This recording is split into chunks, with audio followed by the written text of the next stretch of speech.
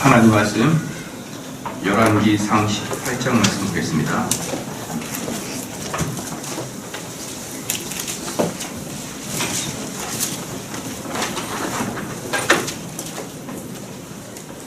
열왕기상 18장 말씀 1절부터 16절 말씀까지. 열왕기상 18장 1절로 16절 말씀까지 한 절씩 교도 마치겠습니다. 많은 날을 지내고 제3년에 여호와의 말씀이 엘리야에게 임하여 가라사대 너는 가서 아합에게 보이라. 내가 비를 지면에 내리리라. 엘리야가 아합에게 보이고 가니 그때 사마리아에 기근이 심하였다. 아합이 국내 대신 오바다를 불렀으니 이 오바다는 크게 여호와를 경외하는 자라. 이스라엘의 여호와의 선지자들을 멸할 때에 오바다가 선지자 이르기를 가서 조심히 지시를 숨기고 떡과 물을 먹였더라. 아합이 오바다에게 이르되 이 땅의 모든 물 근원과 모든 내로 가자 혹시 꼴을 얻으리라. 그러면 말과 노새를 살리리니 짐승을 다 잃지 않게 되리라 하고. 그 사람이 그 다른 나라 하고 아합으로 이기도 하고 오바다도 저리로 가니라. 오바다가 길에 있을 때에 엘리야가 저를 만난지라. 저가 알아보고 엎드려 말하되 내 주 엘리야여 당신이시니까. 엘리야가 그에게 그러하다. 가서 내 주에게 고하기를 엘리야가 여기 있다 하라. 가로되 내가 무슨 죄를 범하였기에 당신이 당신의 종을 아합의 손에 붙여 죽이게 하려 하시나이까. 당신의 하나님 여호와의 사심을 가지고 맹세하니 내 주에서 사람을 보내어 당신을 찾지 아니한 족속이나 나라가 없었는데 저희가 말하기를 엘리야가 없다 하면 그 나라와 그 족속으로 당신을 보지 못하였다는 맹세를 하게 하거든. 이제 당신의 말씀이 가서 내 주에게 고하기를 엘리야가 여기 있다 하라 하시나. 내가 당신을 떠나간 뒤에 여호와의 신이 나를 알지 못하면서 당신을 걸어가시니 내가 가서 아합에게 말하였다가 저가 당신을 찾지 못하면 내가 죽임을 당하리이다. 당신의 종은 벌써부터 여호와를 경외하는 자라. 이세벨이 여호와의 선지자들을 죽일 때에 내가 여호와의 선지자 중 100인을 50인씩 굴에 숨기고 떡과 물로 먹인 일이 내 주께 들리지 아니하였나이까. 이제 당신의 말씀이 가서 내 주에게 말하기를 엘리야가 여기 있다 하시니 그리하면 저가 나를 죽이리이다. 엘리야가 이르되 내가 모시는 만군의 여호와의 사심을 가리켜 맹세하노니 내가 오늘날 아합에게 보이리라. 오바다가 와서 아합을 만나 보아니 아합이 엘리야를 만나였다. 아멘.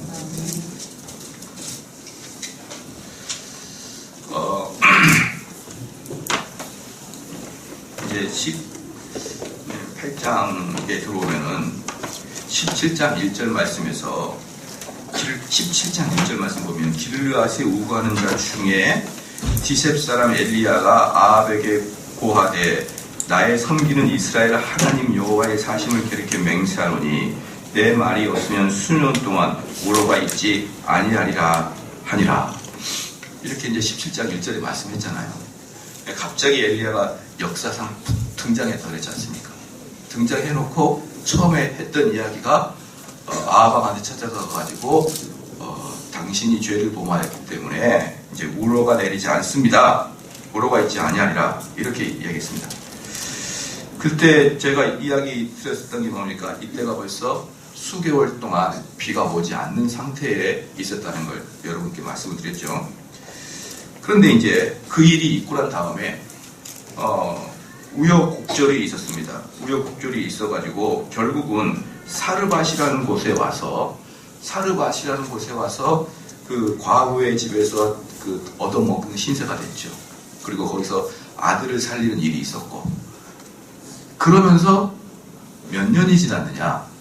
18장 1절 말씀에 많은 날이 지내고 그랬습니다. 많은 날이 지내고 그리고 3년이 지났습니다. 3년이. 많은 날이 지나고 3년이 지났거든요. 근데 여기 17장에서 18장으로 넘어오면서 3년이 걸린 거예요. 그러니까 전체로 토탈하면 3년 6개월 동안 비가 내리지 않는 어마어마한 재앙이 닥친 것이죠. 그러면 여기서 우리가 그 엘리야의 마음 상태를 좀 살펴봐야 됩니다. 엘리야는 갑자기 어디서 등장했는지 모르겠지만 갑자기 역사상 등장한 이후에 하나님께서 그 입술에다가 하나님의 명령을 내리자마자 엘리야는 추워도 머뭇거림 없이 아합한테 가가지고 직언을 했던 거예요. 직언을. 그러니까 엘리야는 하나님의 종이고 하나님의 종인데 특별히 그 말씀이 떨어지자마자 그 말씀을 곧바로 토해내는 그런 스타일의 사역자거든요. 근데 여러분 그거 아시죠? 하나님 말씀은 불과 같아요. 그래서 그 맡은 말씀을 하나님이 그 말씀을 전하라고 그 말씀을 줬는데 그 말씀을 내 속에 가다두면은 그게 불과 같기 때문에 참아내기가 너무 어렵습니다. 그러니까 하나님의 말씀 성경을 연구하다가 분명히 지금 현대 이 교회가 잘못하고 있는 것에 대해서 하나님 말씀이 분명히 이야기하게 되면 그걸 참아낼 때는 어때요? 사역자들의 마음이 불처럼 타버리고 말아요. 하나님 말씀의 그 특징은 내게 입에 맡겨진다 그러면 그걸 불처럼 토해내야 되는데 다른 분도 아니고 엘리야처럼 즉각적으로 순종하는 사람이 장장 3년 동안을 어떻습니까? 아무런 사역을 하지 않고 사르밧 과부 집에서 얻어먹고 사는 겁니다.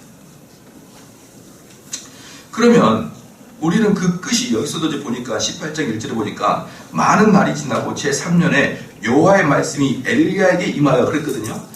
여호와의 말씀이 엘리야에게 임할 때까지 그러니까 그 임하는 시간이 언제 임할 거라는 그런 힌트도 없이 그냥 기다리는 거예요. 그냥 기다리다가 그게 임할 때에 비로소 선지자의 사역을 감당하는 것입니다. 이런 것들이 대단히 중요한데요. 그래서 고린도후서 6장 4절 말씀에 바울은 사역자들의 성격을 이렇게 표현하고 있습니다. 오직 모든 일에 하나님의 일꾼으로 자천하여 많이 견디는 것과 환난과 궁핍과 곤곤과 즉 사역자들의 첫 번째 형태를 많이 견디는 자라 이렇게 얘기했습니다. 또 고린도후서 12장 12절 말씀에 사도의 표된 것은 내가 너희 가운데서 모든 참음과 표적과 기사와 능력인다. 이게 사도의 표적인데 첫 번째가 뭡니까? 참음인 것이에요. 그렇기 때문에 하나님의 일을 한 사람은 당연히 목사뿐만 아니라 모든 성도들은 다 하나님의 일을 하고 있는 거예요. 그때 여러분들이 하나님의 일을 할 때는 어떤 성향을 가지고 있어야 되냐면 하나님이 때를 열어줄 때까지 기다리는 상황이 그런 성품을 가져야 되는 거예요. 하나님의 때를 열어주고 하나님께서 환경을 조성해 주기 전까지는 우리는 무슨 훈련하고 있어야 됩니까? 잠잠하게 그 때를 기다려야 되는 훈련을 하는 거예요. 막 우리의 안달복달함과 우리의 바람을 가지고 하나님께 막 불을 짓고 하소연하고 이때까지 해주십시오 라고 할 때 하나님이 우리의 기도를 듣고 움직이지 않으신다 이 말이에요. 그때와 시는 하나님께서 정해주시고 그때까지 차고 기다려야만 하나님이 때를 문을 열어주신 겁니다. 사랑하는 성도 여러분, 이게 바로 하나님이 우리를 끌고 가시는 방법인 것이에요. 우리는 지금 당장 그 뭔가를 결과로 보고 싶고 당장 그 일을 하고 싶지만 하나님은 끔찍도 안 하시는 거예요. 우리의 안달복달이 끔찍도 안 하시는 거란 말이에요. 제가 이제 곰곰이 생각을 해봤었습니다. 제가 곰곰이 생각했을 때 뭐냐면 저희가 한참 이제 목회 초년생 때 가장 유명했고 가장 본받고 싶었던 사람이 전병훈 목사였어요. 그때가 1999년 뭐 이때 90년 후반 2000년 초반 이때 뭐 말할 수 없을 정도로 슈퍼스타였죠. 제가 엊그저께도 누군가가 대화하다가 여러분 저희 교회도 사실 성장하고 있거든요. 근데 성장하고 있는데 절대적으로 성령의 역사라고만 표현하면 안 됩니다. 무슨 역사가 좀 있습니까? 신도시발이 좀 있어요. 신도시발이. 신도시가 아니었으면 성장하기 어렵습니다. 사실. 이 교회는 사람이 오다 가다가 와서 들어보는 교회예요. 한번 설교를 한번 들어볼까? 그러다가 저 설교가 나한테 맞네? 그러면 남는 겁니다. 자연적인 성장이 있는 거예요. 그래서 그런데 제가 아현동에 있을 때는요, 10년의 설교에도 한번 들어가 볼까? 그리고 들어온 사람이 없어요. 10년 내내 똑같은 얼굴을 보고 설교하니까 나중에는 뭐 할 것도 별로 없어요. 그래서 여기는 제가 설교를 잘하고 제가 목회를 잘하고 성령의 역사가 아니라 뿐만 아니라 당연히 그 부분도 있겠죠. 당연히. 그러나 신도시빨이에요.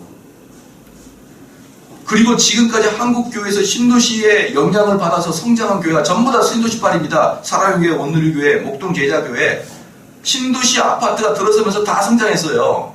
한번 자세히 보십시오. 그 목회자들이 잘하는 것도 물론 있어요. 하지만 거의 대부분의 대형교회들은 신도시의 영향을 다시 또 주변의 뉴타운과 아파트의 영향을 받아가지고 성장한 거 거의 대부분입니다. 그런데 철저하게 구도시에서 단순히 말빨로만 성공한 사람이 전병훈 목사예요.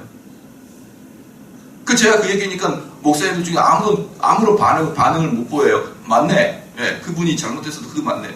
전병훈 목사님은 자신의 그 말로만으로 성공한, 절대로 교회 성장학자들이 말할 수 있는 성공할 수 없는 그런 회개한 곳에서의 성공이에요. 물론 여러 가지 끌고 오고 이런 것도 있긴 하죠. 그러나 어쨌든요, 저희 당시에는 많은 목사들이 그 목사님을 본받고자 열심히 노력했었습니다.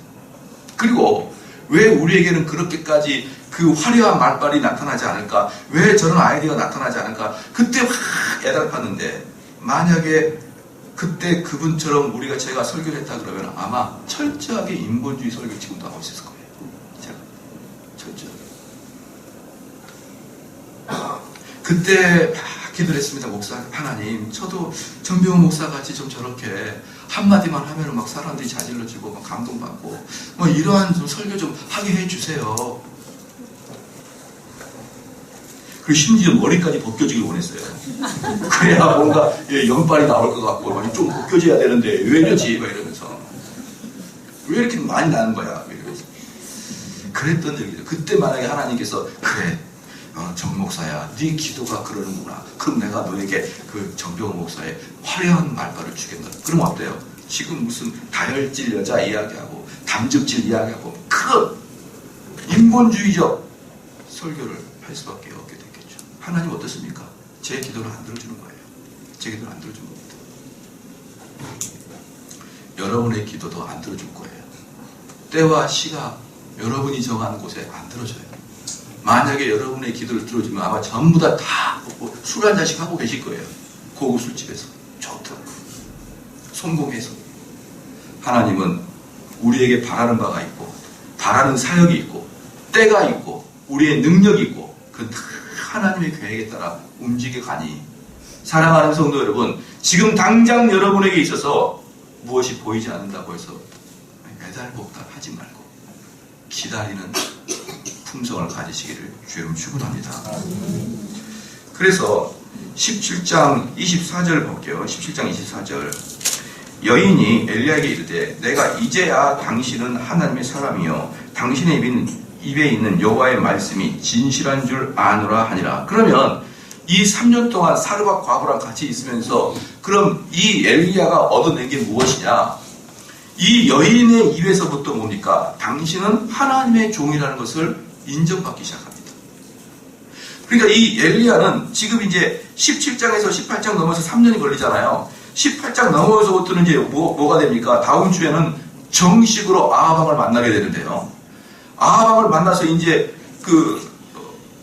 엄청난 갈멜산에서의 전투까지 이어지지 않습니까? 엄청난 전투를 앞에 두고 엘리야는 3년 동안 뭘 했었느냐? 하나님께서 엘리야야, 내가 너의 사역에 인정을 해주겠다. 이것에 확신을 받은 게 3년이었어요. 죽은 자 살렸죠. 끊이지 않는 기름이 떨어지는 그런 경험을 했죠. 그리고 그 엘리야는 사르밧 과부에게 당신은 하나님의 종이라, 여호와의 종이다 라고 이렇게 말하는 고백을 들었죠. 무엇입니까? 본격적인 싸움에 앞서서 엘리야는 충분히 자기의 사역이 하나님께 제가 받은 것을 확신하는 기간으로 있었다는 말입니다. 이건 너무 중요합니다. 목회자가 얼마나 그게 중요하냐 그러면요. 이제 오늘도 목사님과 좀 대화를 했고 어제도 대화를 했었는데 이해가 안 가는 부분도 좀 있지만 제가 뭐 강력하게 이야기를 드려야 될 상황은 아니라서 그냥 말았습니다만은 그 전도를 위해서 유명한 사람을 자꾸 초청을 해요. 자꾸 초청을 합니다. 뭐 성악가라든지 아니 인문학 강사라든지 자꾸 초청을 해요. 근데 저는 그러한 것들이 나쁘다고 생각을 안 합니다. 그러나 언제 해야 되느냐? 평일날 해야 돼요. 예배를 그걸로 대체하거나 그걸로 전도 집회를 대체하면 안 되고 그것은 이 지역 주민들을 위해서 음악을 할 수도 있고 인문학 강사를 초청할 수도 있는 거예요. 그건 문제 없는 거예요. 그런데 그걸로 무엇을 하려고 한다? 전도를 하려고 하거나 그걸로 사람의 마음을 감동시키려고 하는 것은 그분이 성경을 통해서 설교 말씀을 통해서 사람이 변화되는 것을 경험해보지 못했기 때문에 그런 것입니다. 저는 그 안타까움이 있는 거예요.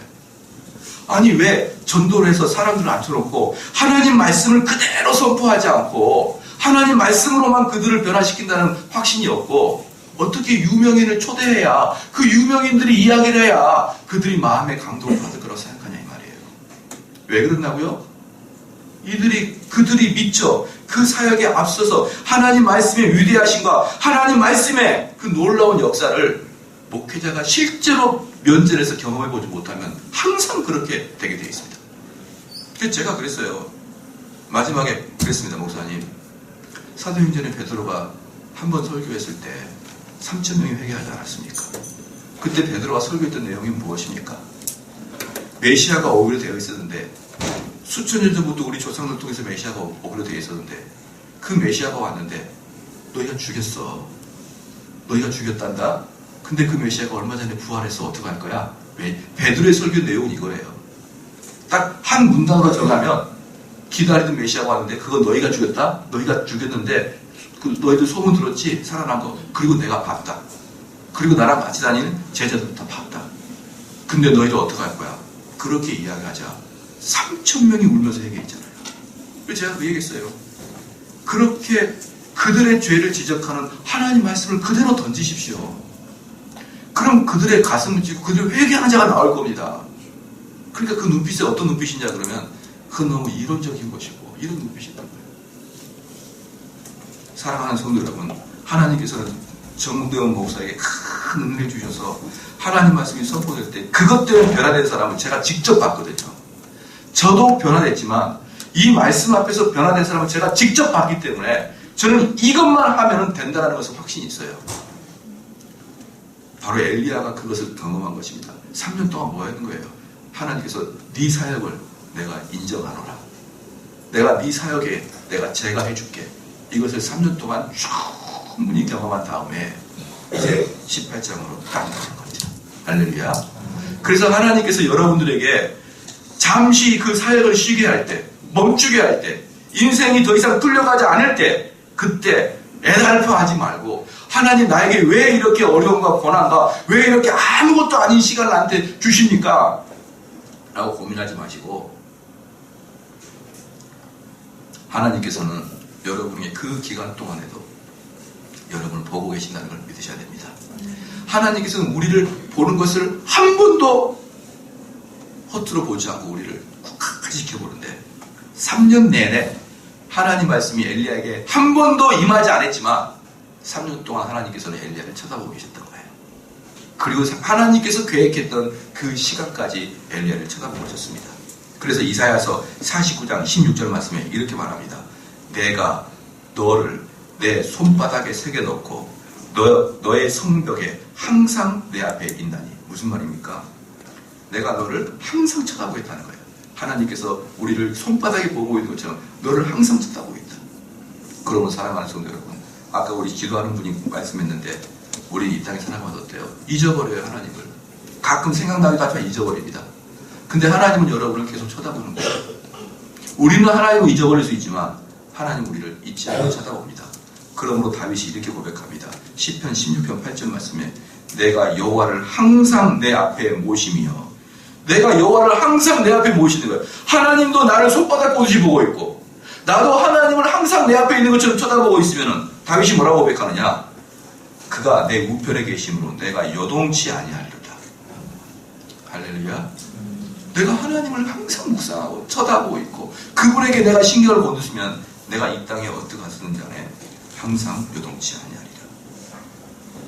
그래서 17장에서 18장 넘으면서 어떻게 됐습니까? 3년 넘게 날짜로는 1000일 동안 아무것도 없이 백수처럼 사르밧 과부의 도움받고 살았던 것입니다. 18장 2절 말씀에 그러면 이 18장 1절 말씀이 얼마나 두려운 일이냐. 많은 날을 지내고 3년의 여호와의 말씀이 엘리야에게 임하여 가라사대. 여기까지 좋아요. 근데 두려운 게 뭐냐면 너는 가서 아합에게 보이라. 내가 비를 치면 내리리라. 지금 이 아합에게 간다는 게 얼마나 두려운 일이냐 제가 잠깐 설명을 해드릴게요. 2절 말씀 보면요.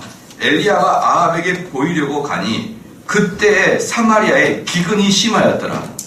사마리아에 기근이 심한 거예요. 아니 17장에서 18장까지 3년 동안 비 한 방울 내리지 않았다니까요.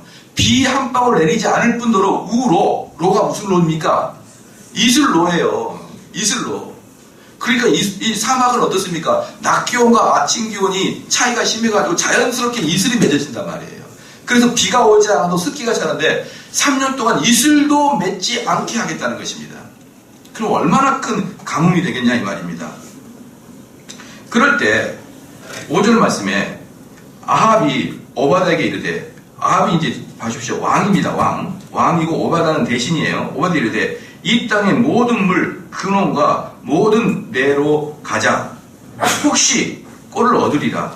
그러면 말과 노새를 살리리니 짐승을 다 잃지 않게 되리라고. 왕이 걱정하는 게 자기 노새 죽을까봐 이제 걱정할 정도인 거예요. 왕이나 뭐 귀족들은 노새 이런 거 걱정 안 합니다. 그런데 얼마나 어려운 일을 당했냐면 왕 자체가 이제 좀 물 좀 찾으러 다니자. 이 노새들 다 죽겠다. 이렇게 이야기합니다. 사랑하는 성도 여러분, 5절 말씀을 다시 한번 읽어보겠습니다. 이 5절 말씀 전에 4절 말씀에 이세벨이 여호와의 선지자들을 멸할 때에 이세벨이 여호와의 선지자를 멸합니다. 왜 그럴까요? 분노에 차서. 이놈의 여호와의 선지자들을 다 내가 죽여버려야지. 이놈의 엘리야를 얼마나 찾는지 한번 봐볼래요? 엘리야를 10절 말씀에 이 아합 왕이 얼마나 화가 났는지 10절 봅시다. 한번 같이 읽을게요. 시작. 당신의 하나님 여호와의 사심을 가리켜 맹세하노니 내 주께서 사람을 보내어 당신을 찾지 아니한 족속이나 나라가 없었는데 저희가 말하기를 엘리야가 없다 하면 그 나라와 그 족속으로 당신을 보지 못하였다는 맹세를 하게 하였거든. 여기서 당신의 하나님 여호와의 사심을 가리켜 맹세하노니 내 주께서, 내 주가 누굽니까? 아합 왕이에요. 아합 왕이 뭐라 그랬느냐? 사방 나라를 다 찾았어요. 다 뒤져서 누구를 뒤집니까? 엘리야를 뒤지는데 그 나라 왕들이 내가 엘리야를 못 봤다 그러면 입으로 고백하십시오. 하나님께 맹세하십시오 라고 할 정도예요. 혹시 봤는데 숨겨졌을까봐 철저하게 엘리야가 뒤졌습니다. 엘리야를 찾으려고 뒤졌습니다. 아합은 뒤졌고 이세벨은 여호와를 섬기는 선지자 다 잡아 죽여서 이 오바다가 100명을 숨겨줘서 살렸고, 아합은 엘리야를 찾으려고 온 군동을 다 뒤져가지고 샅샅이 뒤져서 그것도 못 믿으니까 그들의 입으로 엘리야를 못 봤다고 고백하는 자에게만 오는 거예요. 지금 무슨 말입니까? 죽이겠다는 겁니다. 죽이겠다는 거예요. 그런데 5절 말씀에 아합이 오바다에게 이르되 이 땅의 모든 물 근원과 모든 내로 가자. 혹시 꼴을 얻으리라. 그러면 말과 노새를 살리니 짐승을 다 잃지 않게 되리라. 여기서 보십시오. 그럼 왜 비가 안 왔냐 이 말이에요. 왜 비가 안 왔냐? 이스라엘 백성과 아합 왕의 죄 때문에 비가 안 왔잖아요. 그러면 어떻게 돼야 됩니까? 이 5절 말씀에 하나님, 죄, 회개 이런 단어 하나 나와야 됩니다. 근데 온통 아합은 지 동물들만 생각하는 거예요. 너무나 한심스럽지 않습니까? 이게 바로 칼빈이 뭐라고 했냐면 이게 바로 전형적으로 하나님이 버린 자, 유기된 자의 특징이라 그렇게 얘기했습니다. 유기된 자의 특징은 하나님께서 그에게 벌을 내리실 때, 엄청난 벌을 내실 때 그 벌 때문에 회개하지 않는다라고 말합니다. 그게 유기된 자의 특징입니다. 바로가 그랬죠. 바로는 애굽에 새로운 재앙이 있을 때마다 모세를 찾아가지고 모세한테 하나님께 기도를 해달라고 이렇게 얘기합니다. 그럼 모세가 기도하게 되면은 그 재앙이 사라지면 또다시 신속하게 자기의 원래적인 인격으로 돌아가는 거예요. 그리고 여기서도 보여줄 게 뭐냐 그러면 이들은 하나님께 그 저주를 당할 때 버린 자들은 버림을 당하지 않는 자들은 하나님께 책망을 들을 때 하나님 앞에 오는데 버림을 받는 자는 하나님께 절대로 오지 않습니다. 그리고 시간을 들면서 견뎌요. 그런데 나중에 하나님의 종으로부터 바로 그게 당신의 죄 때문에 하나님이 벌을 내리신 겁니다. 하나님이 당신에게 심판을 내리십니다. 라고 주의 종한테 들으면 어떻게 하느냐? 분노를 냅니다. 분노를 내요. 저는 제가 여기에서 홍길동 씨를 한 번도 비판한 적이 없거든요. 어떤 한 개인을 한 명도 비판한 적이 없어요. 그런데 꼭 어떤 설교가 끝나면 어떤 사람들은 꼭 제 얼굴을 볼 때 불편하게 봅니다. 다시 말씀드리지만 설교를 듣는 사람이 저 목사님이 지금 나 들으라고 하는 소리구나 그럴지라도 객관적인 증거 없잖아요. 그렇죠. 제가 홍길동이라고 구체적으로 이름을 밝히지 않고 했기 때문에 그럼에도 불구하고 저거 나 들으라는 소리구나 이렇게 마음을 불편하게 여기는 성도들이요. 에레미야 5장 3절 말씀에 이렇게 말했습니다. 여호와여 주의 눈이 성실을 돌아보지 아니하시나이까. 주께서 그들을 치셨을지라도 그들이 징계를 받지 아니하고 그 얼굴을 반석보다 굳게 하여 돌아오기를 싫어하나이다. 하나님이 그들에게 징계를 줬는데 징계를 받지 않아요. 이게 무슨 말이냐? 징계를 징계로 보지 않는 거예요. 아이고 자연의 상태가 안 좋네. 아니 왜 이렇게 한국에 그냥 가뭄이 오래 드는 거야?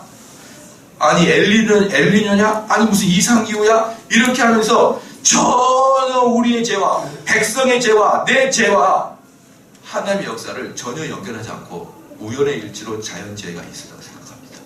그러니까 그것을 하나님께서 우리에게 치셨는데 그것을 징계를 징계로 받지 아니하고 나중에 선지자나 목사의 말을 통해서 바로 그러한 것들이 우리의 죄에 대한 징계입니다라는 걸 깨달았을 때 얼굴을 붉히면서 돌이키며 싫어하더라. 사랑하는 성도 여러분, 이게 버린 자의 특징입니다. 그러므로 절대로 고통은 회개를 위한 도구가 아니에요. 여러분 그걸 잘 알아야 됩니다. 많은 사람들이 거짓된 이야기 중에 하나가 뭐냐 그러면 거짓된 이야기 중에 하나가 뭐냐면 병이 들어서 병상에 누워있을 때가 가장 하나님 만나기 좋을 때라고 그렇게 얘기해요. 그거 거짓된 겁니다. 하나님 만나는 게 아니에요. 그때는 그냥 고통 속에 있는 겁니다.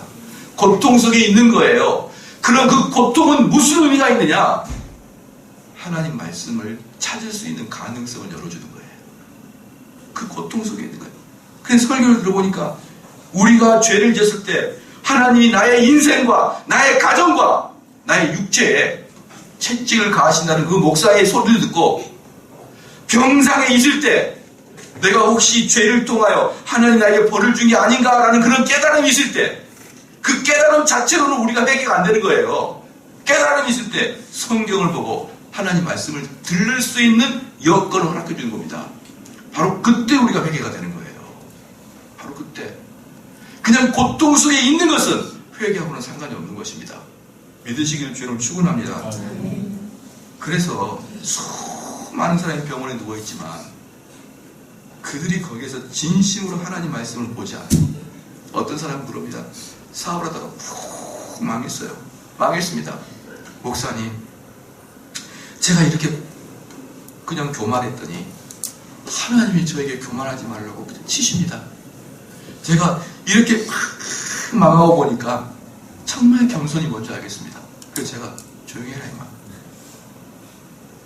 알기를 뭘 알아. 그렇게 말하는 자체가 회복되면 다시 교만해질 거야. 그렇게 해서 겸손해지는 게 아니라 그렇게 팍 망할 때 말씀 붙들고 있어야 겸손해집니다. 우리의 육체적인 고통은 우리의 영혼의 겸손을 만들어내지 못합니다. 우리의 영혼의 겸손은 오직 하나님 말씀으로만 되는 것이에요. 그래서 여기 보십시오. 아합이 얼마나 이렇게 잘못했고 17절 말씀에서도 17장에서도 분명히 말했거든요. 엘리야가 아합에게 구할 때 여호와가 너 때문에 지금 저주를 내리고 있다고 분명히 말씀을 했음에도 불구하고, 그리고 그게 실제로 3년 6개월 동안 비가 안 왔으면은 하나님 붙들고, 하나님 진짜 내가 큰 죄에 저지른 거 맞습니까? 이렇게라도 하나님께 나와야 되는데 버림받은 자들은 끝까지 갑니다. 그리고 재밌는 게 뭐냐면요, 이건 버림받은 자예요. 여러분이 제발 이 길 가지 말라고 하는 것입니다. 누가 봐도 안 풀리거든요. 누가 봐도 채찍 맞고 있어요. 근데 자기만 그 길을 꾸역꾸역 갑니다. 무서워요. 그래서 제가 이렇게 표현합니다. 지옥 갈 사람은 어떠한 고난을 감수하고도 그 지옥을 간다. 끝까지 가고 말아요. 하나님이 돌아오라고 실컷 해도 끝까지 갑니다. 그리고 그들의 마음속에는 회개가 아니라 뭐가 쌓입니까? 분노가 쌓이는 거예요. 왜 내 인생이 이러는 거야? 왜 내 인생은 이렇게 안 풀린 거야? 누구 탓이야? 이래서 어금니를 깨물고 지옥을 꾸역꾸역 갑니다. 그럼 사랑하는 성도 여러분, 지옥에 있는 사람은 전부 다 분노에 차서 울고 있는 거 알고 계십니까? 그들은 분노에 차서 울고 있는 거예요, 지옥에서는. 그리고 지옥에서는 엄청난 뜨거운 고통이 있는데 그 고통은 그 지옥에 있는 사람을 회개케 하지 못합니다. 그들은 끝없이 분노하고 끝없이 원망하면서 그 고통을 맡기고 살아가는데, 이게 헛거로 보이지 않는 게, 이게 허투루 보이지 않는 게 이 땅에서도 그렇게 하나님 말씀 순종을 해요. 그렇게 분명히 안 풀리는데도 그들은 지옥 가서도 지옥의 뜨거움이 있을지언정 회개는 안 하겠다는 거예요. 여기에서 우리가 살아갈 때 우리는 이 분명히 알아야 됩니다. 좀 더 보겠습니다. 6절 말씀에 두 사람이 두루 다닐, 잠깐 5절 다시 한번 볼게요. 이 지금 5절에서 아합은 누구를 걱정합니까? 자기 나귀 새끼를 걱정하는 거예요. 노새, 말, 짐승, 얼마나 이기적입니까? 그렇지만 이 열왕기상에서도 아합이 잘못해서 자기도 힘들고 백성도 힘들죠. 똑같이 다윗도 죄 때문에 자기도 힘들고 백성도 힘들었습니다. 사무엘하 24장 17절 말씀에 다윗은 이렇게 고백했습니다. 다윗이 백성을 치는 천사를 보고 곧 여호와께 아뢰어 가라되 나는 범죄하였고 악을 행하였나이다. 악을 행하여 샀거니와 이 양무리는 무엇을 행하였나이까? 청컨대 주의 손으로 나와 내 아비의 집을 치소서 하니라. 아합과 다윗은 둘 다 똑같이 죄를 졌습니다. 근데 아합의 반응은 지 나귀 새끼들 굶어 죽을까 봐 쳐다본 거지. 다윗은 어떻습니까? 나 때문에 얘네들 굶었는데 얘네들을 놔두고 저를 치십시오. 여러분만 생각하는 이기적인 것은요, 하나님 마음이 아니에요. 어떻게 교회를 다니는데도 그렇게 이기적이고 자기 식구만을 생각합니까? 다른 사람의 연약함과 다른 사람의 고통이 보이지 않느냐 이 말이에요. 내 잘못된 성격 때문에, 내 잘못된 신앙 때문에, 비뚤어진 신앙 때문에 우리 집안이 고통당하고 있지 않냐 이 말이에요. 이 정대원 목사의 잘못된 신앙 때문에 상송지역의 교인들이 고통받지 않냐 이 말이에요. 그러면 뭐합니까? 내 짐승이 아니라 나에게 맡겨진 그 백성들에서 회개해야죠. 그들은 살려주고 나를 치십시오 라고 하는 다윗의 마음이 있어야 될 것입니다. 그래서 이제 이렇게 쭉 가겠습니다. 그래서 7절 말씀 보니까 오바다가 길을 떠날 때 엘리야가 저를 만난지라 저가 알아보고 엎드려 말하되 내 주 엘리야여 당신이시니까. 이 오바다가 딱 만났어요. 그렇게 찾아 헤맸던, 아까 10절 말씀 보니까 누가요? 아합이 그렇게 온 근동을 샅샅이 뒤져 찾았는데 아니 도대체 이 사람이 딱 나타난 거예요. 그러니까 하나님의 사람은요, 하나님께서 감추려면 아무리 찾아도 못 찾고, 하나님께서 보이려고 하면은 여러분의 죄를 아무리 감춰도 드러냅니다. 여러분 그걸 잘 아셔야 돼요. 우리가 찾는다고 찾아지는 게 아니고 하나님 보여줘야 찾는 것이고, 우리가 감춘다고 감춰지는 게 아니고 하나님 긍휼로 감춰줘야 감춰지는 겁니다. 8절 말씀에 대답하되 그러하다. 가서 네 주인에게 고하기를 엘리야가 여기 있다 하라. 여기서 보십시오. 내 주에게, 내 주가 누굽니까? 시작. 아합이에요. 지금 엘리야는, 이거 젊은 사람들 잘 들으십시오. 엘리야는 사단의 앞잡이고 마귀의 권세자인 아합에게 주라고 표현합니다. 주라고 표현해요. 여러분 제발 나이 젊은 사람들은 나이 든 사람을 존경하십시오. 아우 가식적 이런 거 하지 말란 말이에요. 그건 그리스도인들이 하는 게 아니에요. 그리스도인들은 저 사람이 아무리 악할지라도 권세자고 윗어른이면 존중해야 됩니다. 특별히 그를 비판할 때는 더욱더 존중해야 됩니다. 그의 인격에 절대로 손대지 마십시오. 거짓말. 이렇게 눈깔 그렇게 하지 말란 말이에요. 왜 눈을 이렇게 흘기고 뜨면서 입을 달달달 떠냐 이 말입니다. 왜 눈을 45도 각도로 위아래를 쳐다보냐고요. 어른한테는 공손하게 대하는 게 하나님의 뜻이에요. 할렐루야.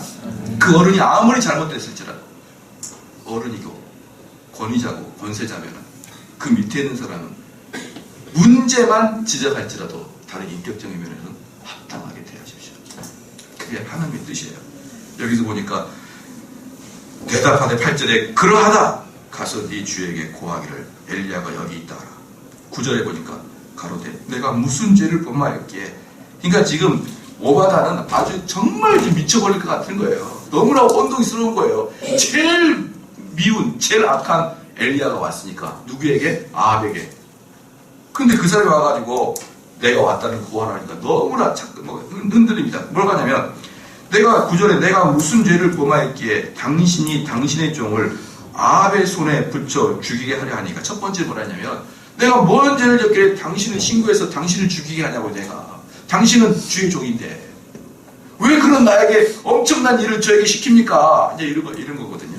두 번째 10절 말씀에 당신이 하나님 여호와의 사심을 가리켜 맹세하노니 내 주께서 사람을 보내어 당신을 찾지 아니한 족속이나 나라가 없는데 저희가 말하기를 엘리야가 없다 하면 그 나라와 그 족속으로 당신을 보지 못했다는 것을 맹세하게 할 거는. 지금 뭡니까? 두 번째, 당신은 가자마자 죽는다는 거예요. 가자마자.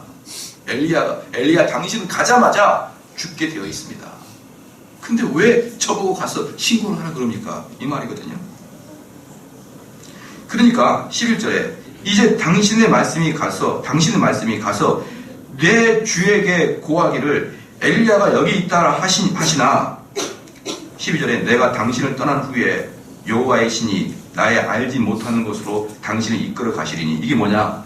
3년 동안 그렇게 찾아도 찾지 못하는데 또 하나님이 당신을 숨겨버리면은 어떡할 겁니까? 우리가 그렇게 샅샅이 뒤져도 못 찾았는데. 그래서 여기서 이 오바다는 그를 여호와의 신이 감췄다 이렇게 표현하는 거예요. 12절 다시 보겠습니다.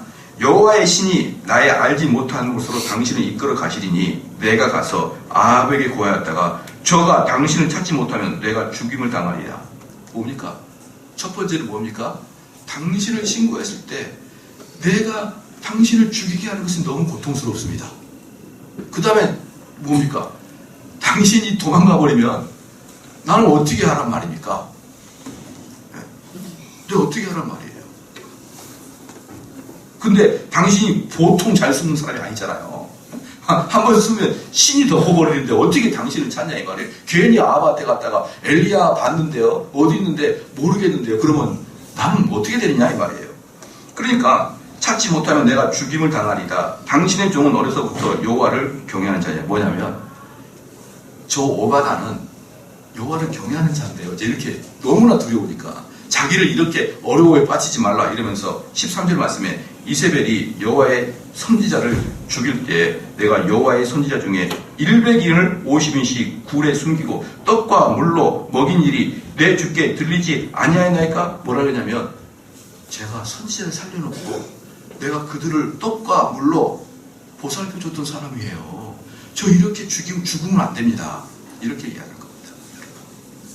이렇게 얘기하는 겁니다. 자기를 드러내려고 하는 게 아니라 공포 속에서 나 좀 살려주십시오. 이렇게 얘기합니다. 이렇게 얘기합니다. 그러니까 14절에 이제 당신의 말씀이 가서 내 주에게 고하기를 엘리야가 여기 있다 하라 하시니 그리하면 저가 나를 죽이리이다. 나 죽습니다. 선생님. 15절 엘리야가 이때 내가 모시는 만군의 여호와의 사심을 가리켜 맹세하더니 내가 오늘날 아합에게 보이리라.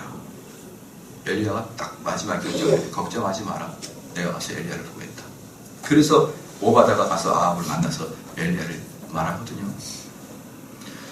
여러분이 이 말씀을 보면서 참 느끼게 될 게 뭐냐면 여호와의 사자는 두려움이 없는 겁니다. 두려움이 없는 거예요. 그래서